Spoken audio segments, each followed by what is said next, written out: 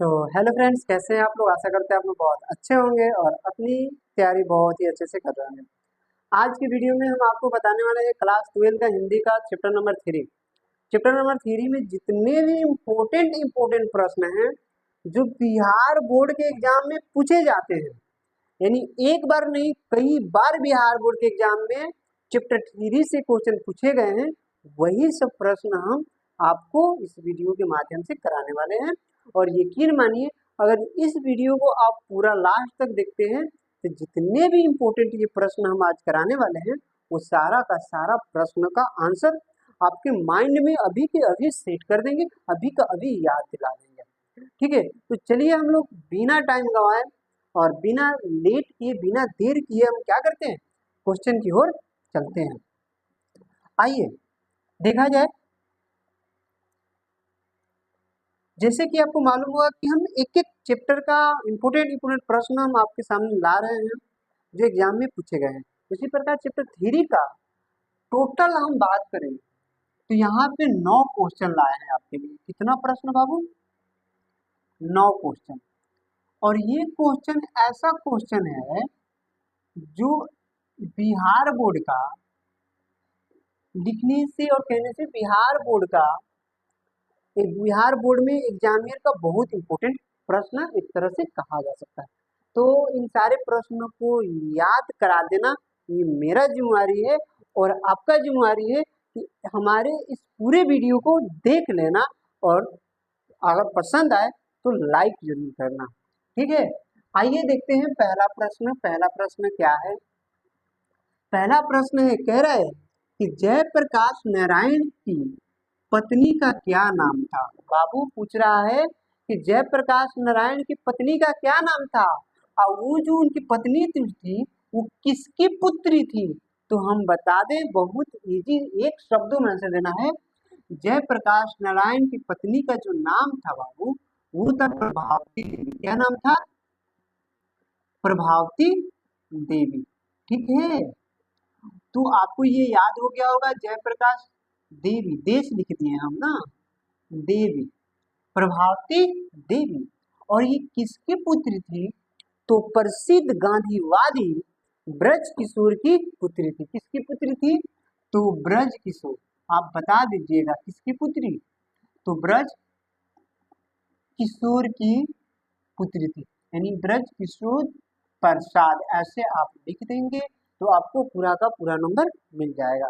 चलिए नेक्स्ट प्रश्न देखते हैं। नेक्स्ट प्रश्न कह रहा है कि जयप्रकाश नारायण किस प्रकार का नेतृत्व देना चाहते हैं। तो बिना टाइम गवाए इसका आंसर जान लीजिए, बहुत इजी, अभी के अभी याद हो जाएगा।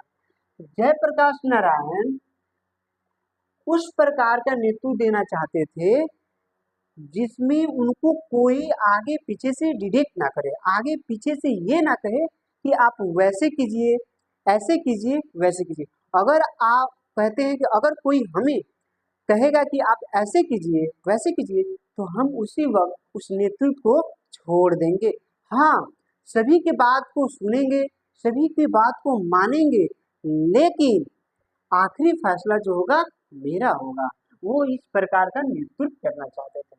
याद हो गया क्या? इससे इजी क्या ही हो सकता है। नेक्स्ट प्रश्न है, बापू और नेहरू की किस विशेषता का उल्लेख जयप्रकाश नारायण ने अपने भाषण में किया।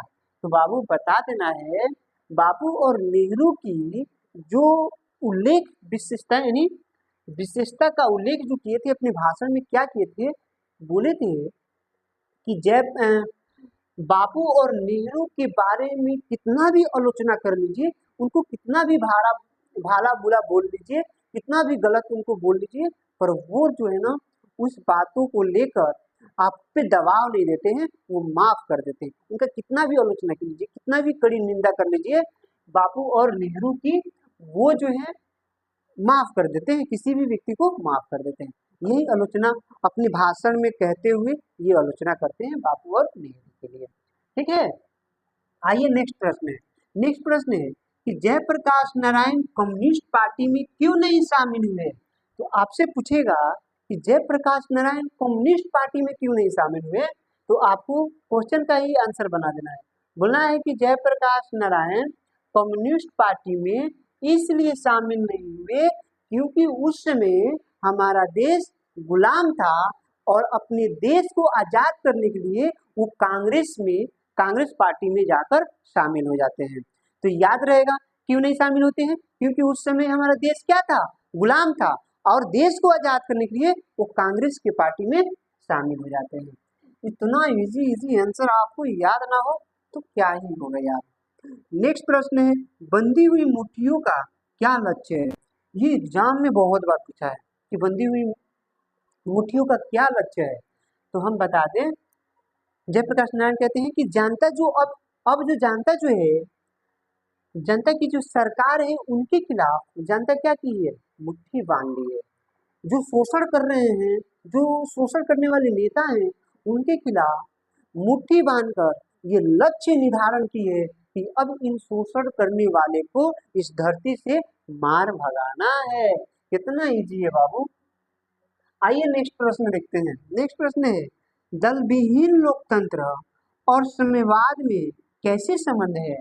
तो आपको सेम क्वेश्चन का सेम ही आंसर, दल विहीन लोकतंत्र और साम्यवाद में बहुत सारे संबंध है। एक संबंध हम बता दें, दल विहीन लोकतंत्र में दल नहीं होता, किसी भी प्रकार का दल नहीं होता।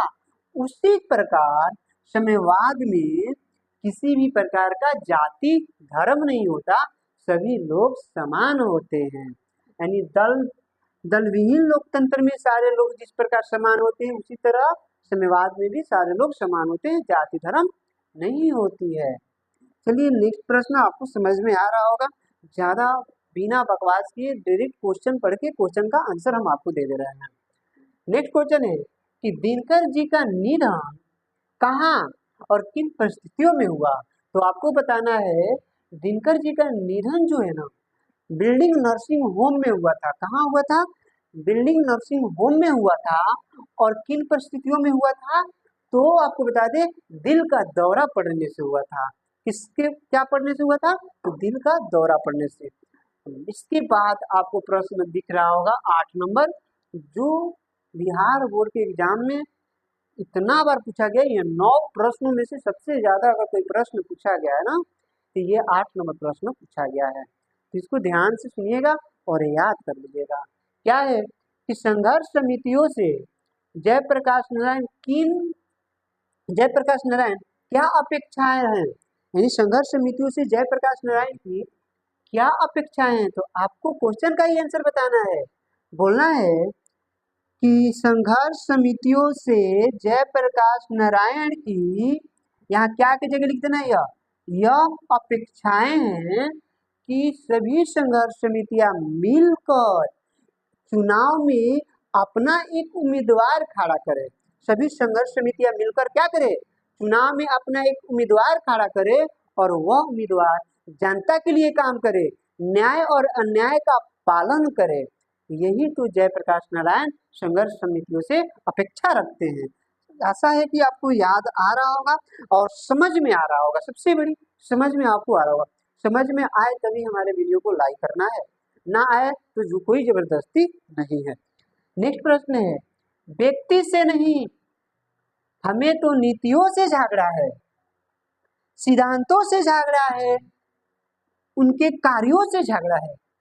यानी ये प्रश्न का जवाब आपको देना हो तो इतना इजी है कि पूरे यूट्यूब में सबसे अगर इजी की बात करें तो आज हम बताने वाले हैं क्या, क्वेश्चन का ही आंसर। कैसे बोलेंगे कि जयप्रकाश नारायण कहते हैं कि हमें किसी विशेष व्यक्ति से, किसी विशेष नेता से झगड़ा नहीं है, हमें तो उनकी नीतियां से नहीं, गलत नीतियों से झगड़ा है, उनकी गलत सिद्धांतों से झगड़ा है और उनके गलत कार्यों से झगड़ा है।